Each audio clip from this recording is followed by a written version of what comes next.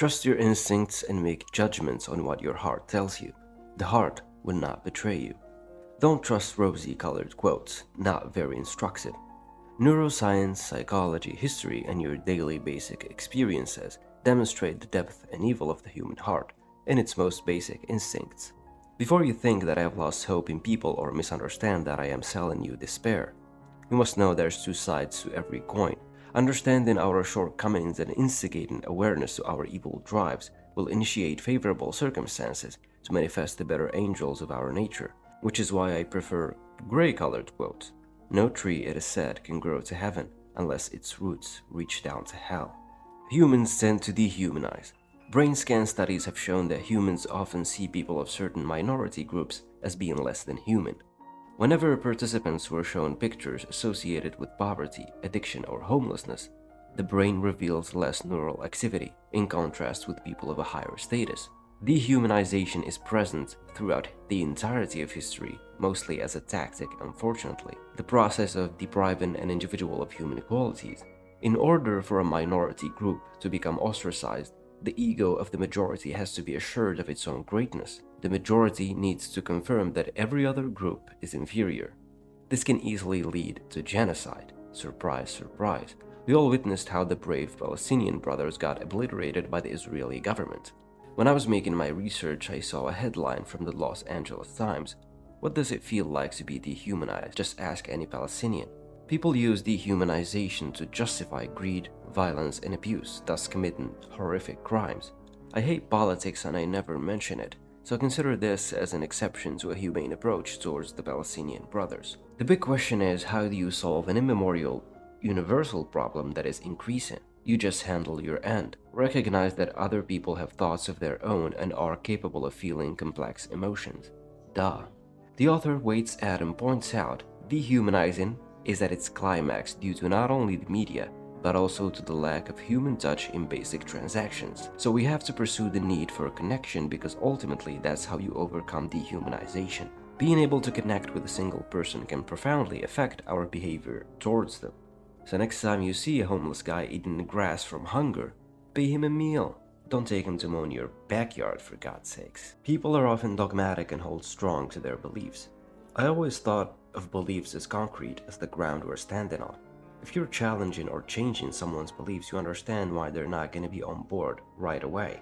But it's no excuse for close-mindedness. Shame is not ignorance, but unwillingness to learn. Our assumptions are the scopes which we use to see the world. If you don't scrub them once in a while, the vision is going to be blurry. If you find yourself in a conversation or a debate with narrow-minded persons, give them a shot.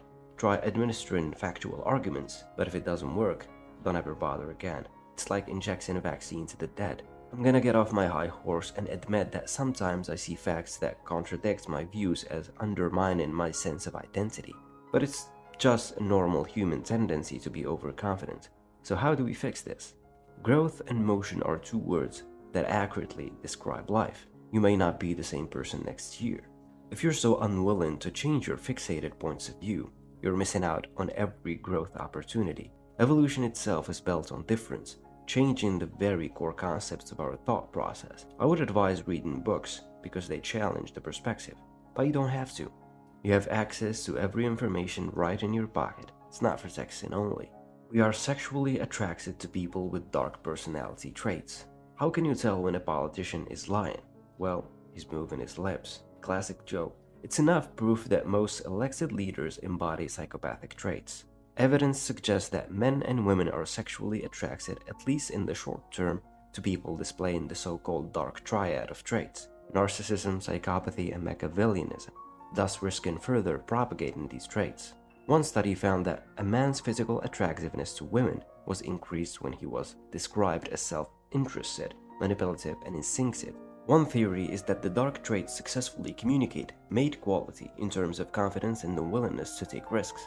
So it's really not paradoxical that the scientific literature says dark traits offer a reproductive advantage.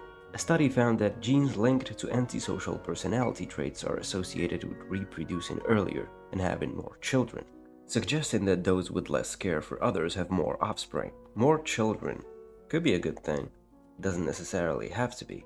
But I think nature have a way of extracting good positive outcomes out of evil transactions, because psychopathic individuals tend to take more risks and act more impulsively.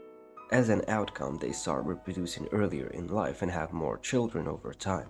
And mind that when we speak about the dark triad and psychopathic individuals, it doesn't necessarily mean that we're talking about the Joker or the American Psycho.